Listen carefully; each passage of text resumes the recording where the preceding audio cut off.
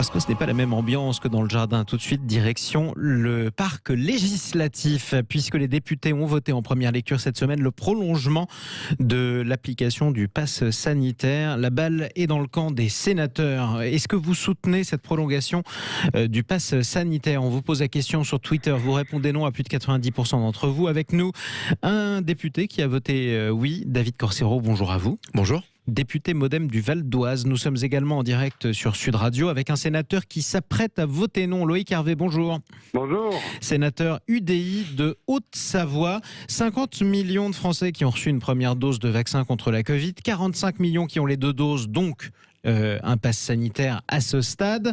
Ce pass sanitaire qui risque d'être exigé encore tout l'été. Pourquoi vous avez voté pour, David Corcero? Tout simplement parce que dans la mesure où aujourd'hui on cherche à protéger un maximum de Français et continuer à faire en sorte que les Français gardent une vie à peu près normale comme nous l'avons aujourd'hui, l'idée d'avoir un pass sanitaire qui pourrait éventuellement, en fonction de ce que les sénateurs vont décider, parce que le texte aujourd'hui est au Sénat, le fait de se dire qu'aujourd'hui on est dans une mesure où aujourd'hui, à cet instant, tout va bien. Mais si demain, ça va mal, qu'est-ce qu'on fait? On sait très bien que nous arrêtons de siéger fin février, sauf que février, mars, avril sont des périodes électorales où les Français se retrouvent, il y a beaucoup de meetings, il y a beaucoup d'événements. Et l'idée de se dire que nous sommes obligés de restreindre à ce moment-là, au moment où la démocratie vit le plus, ça pourrait être très compliqué. Donc le texte, il est très simple, il dit si tout va bien, on garde les mesures qui sont là en les allégeant avec le temps. Si ça va moins bien, on donne la possibilité au gouvernement de mettre des mesures que nous connaissons déjà, que nous avons déjà vécues. Rien de une grande surprise. Enfin, si c'est pas un texte qui pourrait se dire il faut tout changer. Moi, je dis un bon exemple. Aujourd'hui, quand vous achetez une voiture avec un airbag. Dans le cycle de votre vie, si vous roulez tout très très bien et que si vous n'avez pas d'accident, l'airbag n'est jamais utilisé. Donc tout va bien. Mais il ne vous aura pas échappé qu'en ce moment, on l'utilise, le pass sanitaire. Exactement, sauf que s'il y a quelque chose qui ne va pas bien, dans ces cas-là, l'airbag est là et vous protège. C'est le même principe que ce texte s'appelle vigilance sanitaire, rien de plus. Et vous ne croyez pas si bien dire en parlant d'airbag, on a fêté les 50 ans de l'invention de l'airbag hier. Vous pouvez retrouver le podcast dont parle Auto sur sudradio.fr. Loïc Hervé, quand est-ce que le Sénat sera amené à se prononcer? Alors le Sénat va travailler ce texte dans la semaine et le vote devrait avoir lieu entre jeudi et vendredi avec un certain nombre de propositions que nous ferons. Alors moi j'ai une idée très claire sur le pass sanitaire. Je suis opposé depuis le mois de décembre 2020 au concept même, donc je voterai évidemment contre et pour la suppression de cette prolongation. Je pense que le Sénat, notamment la commission des lois, proposera de ramener la date à fin février. Je dis à mon cher collègue député que le Parlement français peut se réunir à tout moment, y compris pendant une période d'élection présidentielle. La démocratie n'est pas entre parenthèses. S'il fallait faire voter l'Assemblée nationale et le Sénat la semaine avant les élections présidentielles parce que nous aurions une catastrophe liée au Covid ou pas, nous pourrions tout à fait nous réunir et voter une loi. Donc dire la démocratie est entre parenthèses parce qu'il y a les élections présidentielles et les élections législatives, c'est faux. C'est tout simplement faux. Donc, c'est pour ça que cette date du 31 juillet est complètement dingue. Et d'ailleurs, je serais très curieux et impatient de voir la décision du Conseil constitutionnel parce que prolonger d'autant la possibilité de prolonger le pass sanitaire me paraît, pour le coup, vraiment disproportionné. Alors pour l'instant, on a reçu quand même la communication de Santé publique France qui nous alerte sur le fait que le taux d'incidence au coronavirus remonte en France puisque le seuil d'alerte a été atteint une première fois. Il va falloir qu'on fasse attention, mais c'est vrai en même temps qu'on est en hiver et qu'on s'en sort à ce stade beaucoup mieux qu'il y a un an, jour pour jour. On était confinés, Loïc Hervé. Ça c'est très important, Jean-Marie Bordry, cette question de l'augmentation ou de la baisse du taux d'incidence. 2 exemples empiriques. La vague du variant Delta a commencé à baisser avant la mise en place du pass sanitaire et nous avons une augmentation du nombre de cas alors que le pass sanitaire est en place. Donc, alors qu'en réalité, on a un effet de 15 jours à 3 semaines entre les mesures sanitaires et l'effet sur l'épidémie, on voit bien qu'il y a une décorrélation entre les deux. Donc du coup, à quoi sert on va maintenir le pass sanitaire, mais il est en place aujourd'hui à l'Assemblée. C'est ça. Où on se parle, et vous l'avez rappelé tout à l'heure. Oui, c'est vrai. Alors, à quoi sert justement le pass sanitaire? Est-ce que ça sert à pousser les Français à se vacciner s'ils veulent aller au restaurant, ou est-ce que ça permet aussi de faire reculer à un instant T l'épidémie? On va en débattre avec David Corcero, qui est avec nous, député Modem du Val d'Oise. Loïc Hervé, opposant au pass sanitaire, sénateur UDI de Haute-Savoie. Restez avec nous.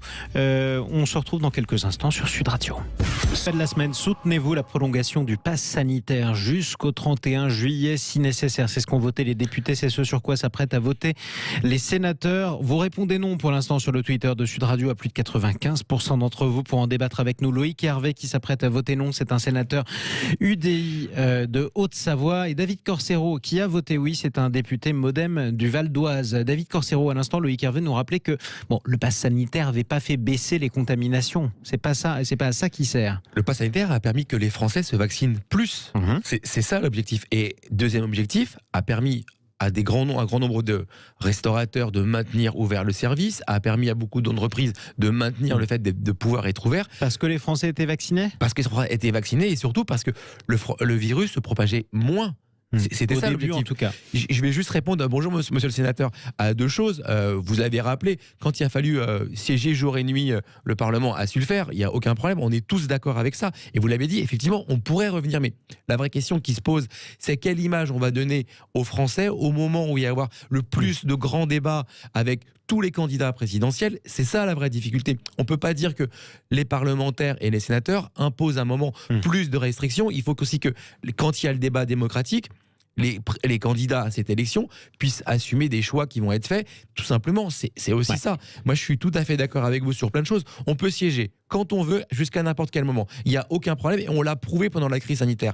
Mais il y a un moment où il faut aussi que l'ensemble des Français puissent se dire, voilà, en fonction de la crise, on a un parachute, on l'utilise, on l'utilise pas. C'est juste ça. Loïc Hervé, sénateur de Haute-Savoie, il y a un an, on était confinés. Vous-même qui êtes sénateur de Haute-Savoie, vous aviez un certain nombre de stations de ski qui s'apprêtaient à découvrir qu'elles ne pourraient pas travailler de l'année. Est-ce que c'est le pass sanitaire qui nous a permis d'éviter ça ou pas? La preuve que non. Les stations de ski ont été fermées, ce qui était une décision totalement déraisonnable. Elles sont restées ouvertes en Suisse et en Autriche, et ça a très bien fonctionné. On a pris des décisions qui n'avaient pas de rationalité, simplement parce qu'il fallait socialement faire accepter qu'on puisse prendre des mesures sur tout le pays et en même temps laisser les stations de sport d'hiver ouvertes. Donc c'était une forme de cohérence politique, mais sur un plan épidémiologique, il n'y avait aucun risque à laisser les remontées mécaniques ouvertes. Quant au pass sanitaire aujourd'hui, le pass sanitaire, les gens sont vaccinés à plus de 80%. En première dose, vous êtes à plus de 80% dans les vaccinales, tout à fait, vaccinables. Donc ça veut dire que si le pass sanitaire a été un outil pro-vaccination, il a atteint ses effets. J'ai observé que l'Espagne a des taux tout à fait comparables, voire supérieurs, sans avoir mis en place le pass sanitaire.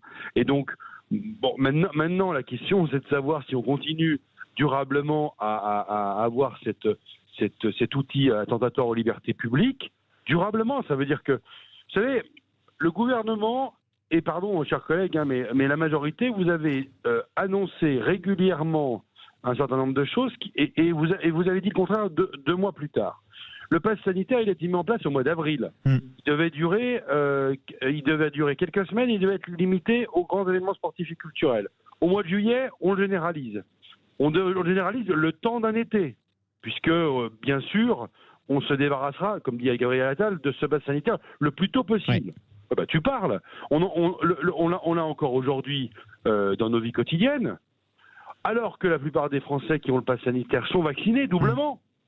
Et donc, on est dans une logique de dire, ce truc va durer. Il faut arrêter le pass sanitaire le plus vite possible. Moi, ce qui me choque, c'est pas le pass sanitaire en soi, c'est l'accoutumance des Français à un contrôle social lié à un état de santé.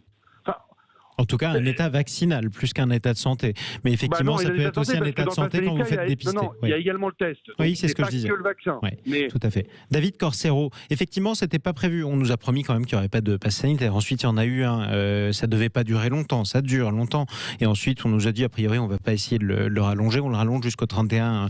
Vous la comprenez au moins, la méfiance à force ou la lassitude de Loïc Hervé? Alors, moi, je la comprends parfaitement, sauf que on le dit depuis très longtemps. Aujourd'hui, personne ne prédit ce qui peut se passer dans les mois qui viennent. Non. On était dans une situation où tout allait bien, d'un seul coup ça allait moins bien. S'il y avait une crise, on attendait la quatrième vague. Dans ce cas-là, pourquoi avoir promis qu'on ne prendrait pas des mesures dont on n'était pas sûr qu'on ne serait pas amené à les prendre? Mais pour la simple et bonne raison, c'est qu'aujourd'hui, je le dis, ce texte, c'est juste un texte de vigilance. On ne dit pas, on dit juste que si tout va bien, on peut alléger plus facilement et mieux. On dit que si ça va moins bien, on peut restreindre sans avoir à faire revenir les parlementaires et les sénateurs pour voter. C'est juste un texte de vigilance. On est en train de débattre sur quelque chose aujourd'hui qui dit que la situation aujourd'hui, elle est mieux que ce qu'elle a été, sauf qu'elle pourrait être pire. C'est juste un principe de précaution. Autre étape qui sera peut-être franchie, c'est celle de la 3e dose. Est-ce qu'un jour, on a commencé une campagne de rappel vaccinal, notamment pour les plus de 65 ans, ce sont ceux qui sont les plus à risque face au coronavirus. Est-ce qu'un jour, on verra notre passe sanitaire expirer, comme l'ont dit plusieurs ministres, parce qu'on n'aura que 2 doses?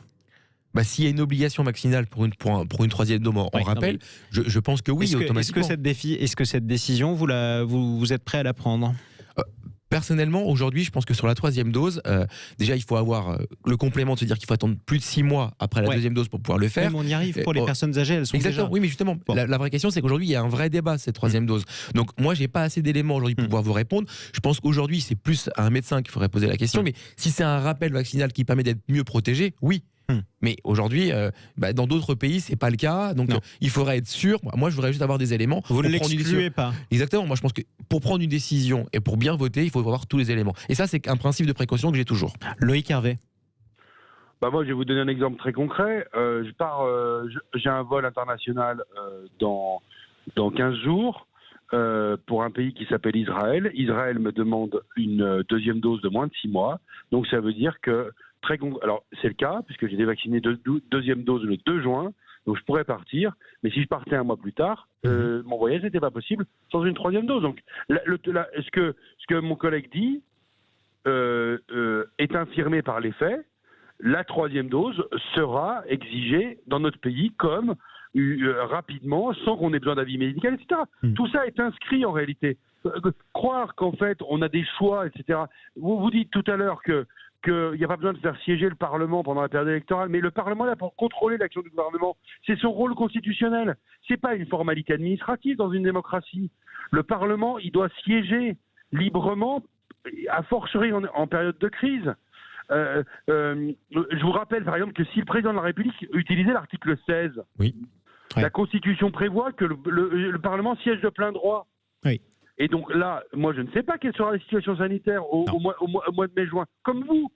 Mais par contre, je sais que si la situation sanitaire se dégrade, on devra faire siéger le Parlement pour prendre des mesures. Et si on n'anticipe pas ce qui peut se passer de manière sanitaire, n'anticipons pas. Et n'anticipons pas ce qui peut se passer de manière démocratique. Donc, prenons les décisions à l'instant T. En pleine connaissance de cause, et n'anticipons pas, ne mettons pas la démocratie entre parenthèses. Et vivement en tout cas qu'on en sorte de cette fichue épidémie qui n'a que trop duré. Merci à tous les deux d'avoir débattu dans le Grand Matin Week-end sur Sud Radio. Loïc Hervé, sénateur UDI de Haute-Savoie. Bon vol à vous du côté d'Israël dans 2 semaines. Et bon dimanche et bonnes vacances de la Toussaint. Merci à vous également, David Corsero, député Modem du Val d'Oise. Bonnes vacances aussi. Tiens, justement, c'est les vacances pour 2 semaines pour la Toussaint. Dans 10 minutes, on vous emmène dans le Béarn. Vous allez voir que pour les vacances de la Toussaint, ce sont les gîtes de France qui font le plein. Qui va en vacances dans les gîtes et pourquoi dans le Béarn? On sera avec leur directrice juste après le journal Sud Radio. À tout de suite.